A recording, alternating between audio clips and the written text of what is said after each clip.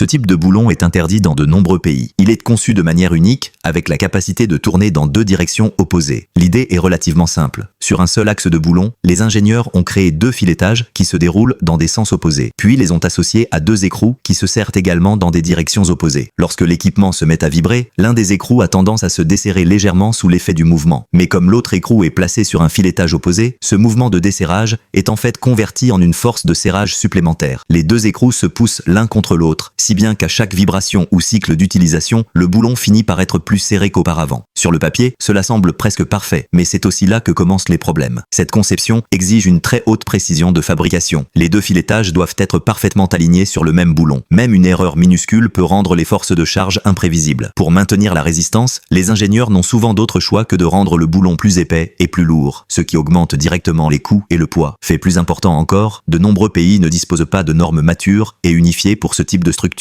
Il est difficile à inspecter, remplacer et, en cas de défaillance, les réparations deviennent très complexes. Ce n'est donc pas que la conception soit mauvaise, c'est juste qu'elle est trop extrême et trop difficile à gérer à grande échelle.